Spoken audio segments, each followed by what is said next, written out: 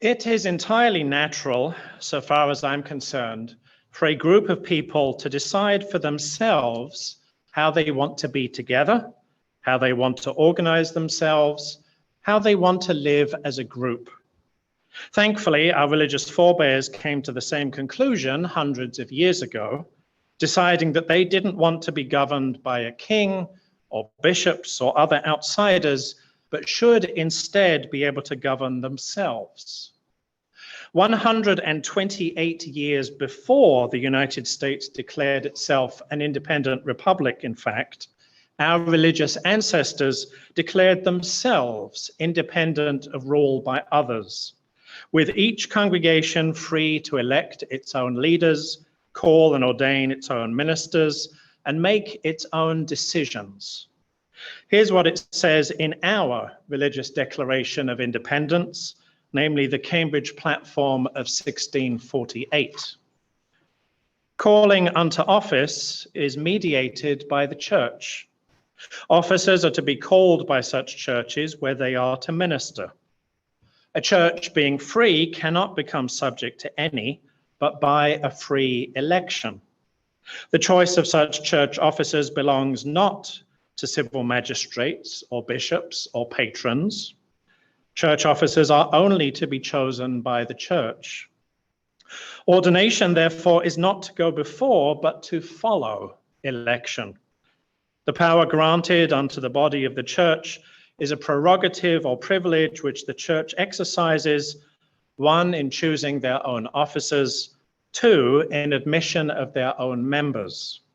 The ordinary power of governing belongs to the officers, and all church acts proceed with consent.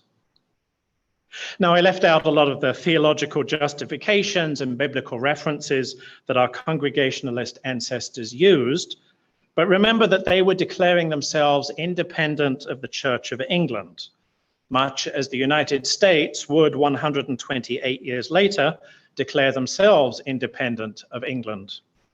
But I don't know that rule by hierarchy is actually any more natural in religion than it is in civil society. Creating a republic was only revolutionary because it was a rejection of a monarchy. Religion based on the authority of congregations was only revolutionary because it was a rejection of religion based on the authority of bishops. But if you start instead from the assumption that all people have just as much right to make decisions and govern their own lives as anybody else, then neither civil nor religious hierarchies are natural.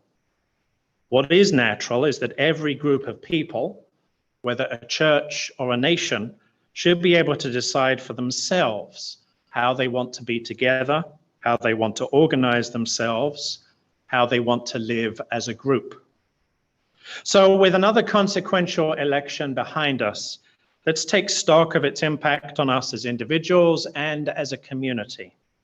Congregational elections have been part of our tradition for centuries, and Unitarian Universalists have long fought for free and fair elections in society too. So let's talk about what all of this means for us today. On the pages of the morning paper, people rebuild shattered schools and restore lifeless lakes, knit reconciliation out of promise and pain, and sing to the deathly ill and the newly born. Constitutions are still being written, and slaves freed, and truces forged. We finish our breakfasts and roll up our own sleeves. Unitarian Universalist composer Elizabeth Alexander wrote those words for her piece Pages that the chorus sang as our prelude this morning. Alexander explains, for me, the reading of a newspaper brings many emotions in quick succession: joy, fear, sorrow, inspiration, and pain. I brought this shifting emotional terrain into Pages, along with the patient, persevering steps of many visionary souls. I don't know how many of us read an actual paper newspaper anymore. I get my morning news from the Washington Post, not from actual newsprint, but through their app. And still with the quick succession of shifting emotions that Alexander describes. Recent morning headlines have included news about last week's election, of course, as we all wait to find out which party will end up in control of Congress. Thursday morning included this particular note, for instance. At least 145 candidates who deny the 2020 election results were elected to the House. However, election deniers also had significant setbacks. The good news is that many of the more extreme people lost their races, and that's particularly good when they were running for governor or secretary of state, in which positions they'd have particular power to oversee elections. When a candidate declares that if elected, they'll ensure that their party never loses an election again, you've got to wonder if they understand what democracy actually means. Then there's the fact that on a variety of state measures regarding abortion, voters overwhelmingly upheld reproductive rights, and yet at the same time could apparently vote for candidates belonging to the party that has committed itself to making abortion fully illegal. I don't know how to start making sense of that. Unitarian Universalists have long upheld the democratic process itself as a core part of our practice and our identity. As our UUA's president, the Reverend Susan Frederick Gray, put it in her recent UU World article, what underlies our commitment is the belief that voting itself is sacred, because the right to vote is the recognition that one's voice matters and is needed to shape the decisions affecting us all. Those who would seek to undermine it are not only harming vulnerable communities, they are destroying the democratic values that millions of Americans hold dear. And they are betraying the memories of those, like the Reverend Martin Luther King Jr., Medgar Evers, the Reverend James Reeb, Viola Liuzzo, and many more, who paid the ultimate price because they too believe the right to vote is sacred. Our faith demands we protect democracy, Frederick Gray concludes, and we as Unitarian Universalists will do everything in our power to do so. That's why some years ago, the UUA launched a program called UU the Vote to support congregations and UU organizations in engaging neighbors, educating communities, mobilizing voters, countering voter suppression, and engaging in spiritually grounded, values-based conversations. It's not partisan, because that's not allowed by law, but it is political, because religion is political. Merely having values is political. I mean, we say we believe in the inherent worth and dignity of every person. That's a late 20th century expression of universalism, and the vast majority of UUs would say, yes, we do believe in the inherent worth and dignity of every person.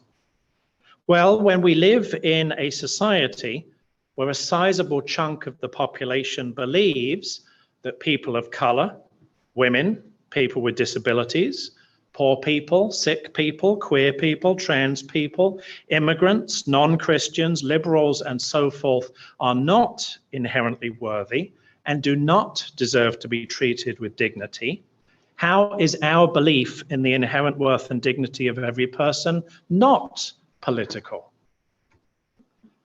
Now, I understand people who'd rather stay away from what they consider politics on a Sunday morning, but I'm not here to tell you that everything is wonderful and the world is such a happy place when it clearly isn't.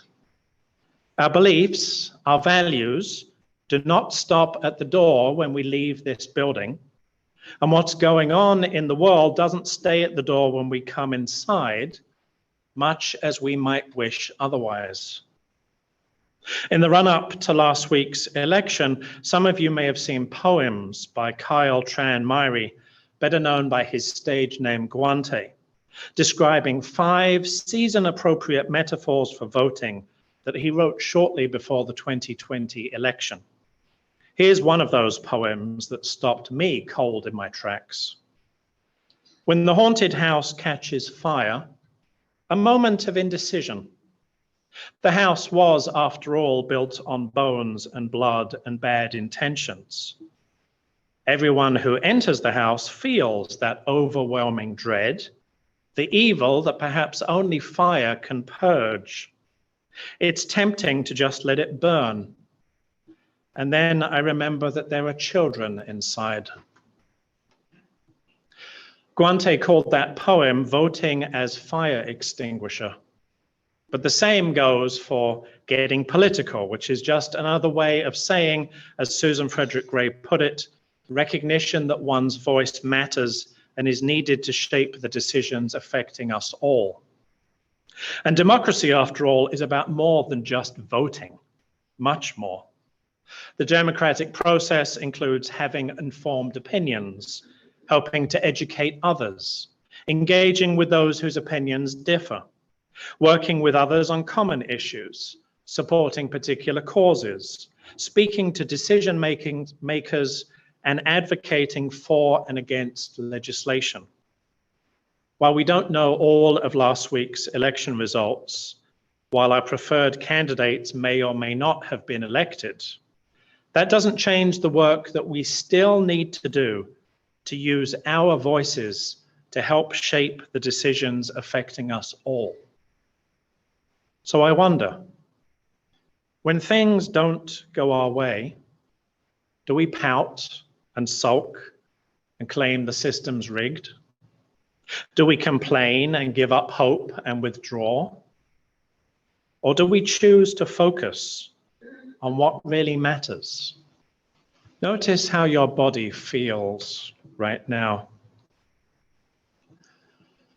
Is there energy or fatigue?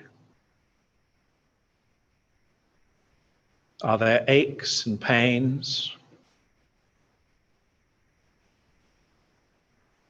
Or are you comfortable and relaxed?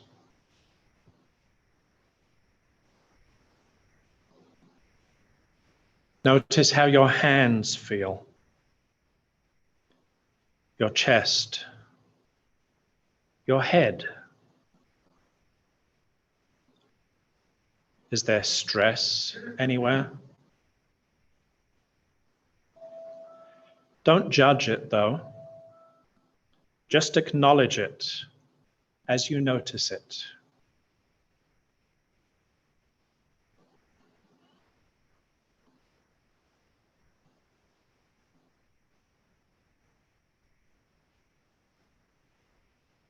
Now notice your emotions. Are you happy or sad? Anxious or confident? Peaceful or angry? Again, don't judge your emotions. How you are feeling is how you are feeling. Just acknowledge them as you notice them.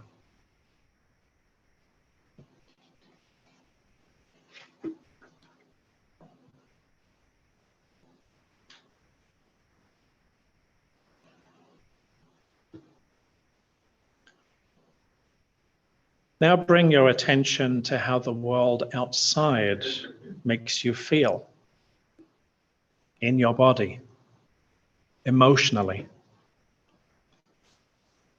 Notice how the election results, what is going on in the country and in the world. Notice how these things outside yourself make you feel inside.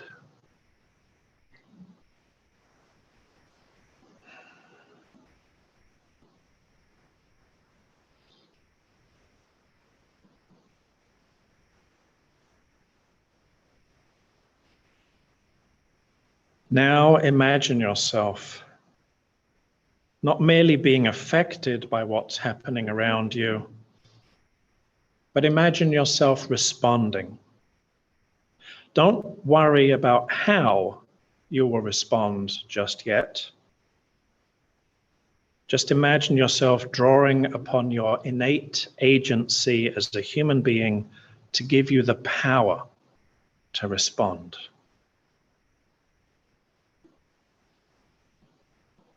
The truth is, you always have that power.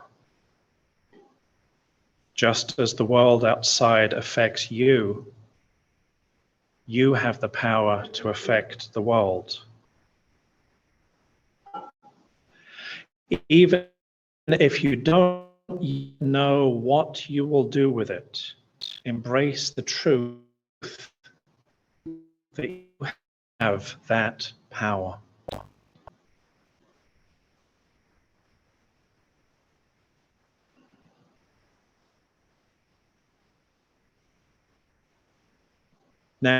Now, as you imagine yourself holding that power to respond, the power to choose what you will do, to choose what you will be, listen to what your body is telling you.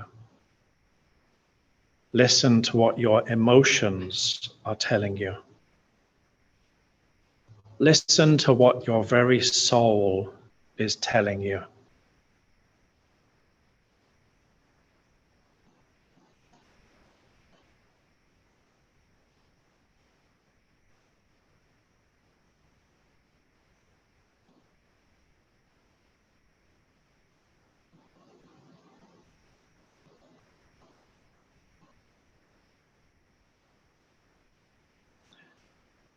And now, as we continue our meditation just a little longer, answer for yourself the question, what will you choose?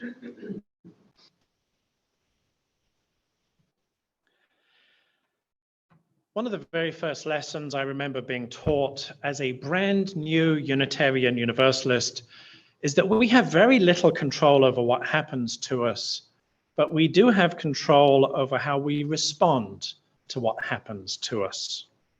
That lesson has stuck with me, obviously, but I know I'm not the only one to have learned it.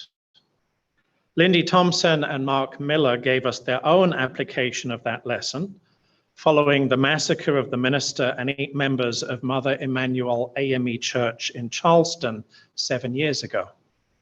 In writing the anthem that the chorus sang a little while ago, that Gabby referred to as well, Thompson and Miller asked how to respond to something so heinous, such a brazen act of racism and hatred. In the midst of pain, they declared, I choose love. In the midst of war, I choose peace. When my world falls down, I will rise. Last week's election defied a lot of expectations, and I'm pretty sure that you, like me, have a lot of feelings about that. Young people were mobilized to vote. Women were galvanized to vote following the overturning of Roe. Everyone who wants to preserve this democratic republic was motivated to vote. While that's all encouraging, there's still a lot happening that's not good, to be honest. Most of us had little control over the election results beyond casting our own vote, maybe some campaign contributions, but we do have control over how we respond to the ongoing threats to civil rights and democracy itself. Largely apocryphal is the story that walking out of Independence Hall after the Constitutional Convention of 1787, Benjamin Franklin was asked by a lady of Philadelphia, what have we got, a republic or a monarchy? To which Franklin replied, a republic, if you can keep it. A nation of people should be able to decide for themselves how they want to govern themselves, but that doesn't mean that there won't be threats from would-be monarchs who think they know better. And unfortunately, people who see in those would-be monarchs their own path to authority too. What Franklin actually said may not have been quite so concisely witty, but it was still ominous in that it's up to each generation to remain vigilant, protect democracy, and defend against the lazy pursuit of power that ends in authoritarianism. It's up to all of us, in other words, to decide how to respond to election deniers and so-called Christian nationalists and white male supremacists so that we can keep our republic. The fact is, our nation is so much more than their pathetic little vision of it. As President Obama put it in his letter to his daughters, America is made up of people of every kind, people of all races, religions, and beliefs, people from the coastlines and the mountains, people who have made bright light shine by sharing their unique gifts and giving us courage to lift one another up, to keep up the fight, to work and build upon all that is good in our nation. In other words, it's time to roll up our own sleeves and get to work. May it be so.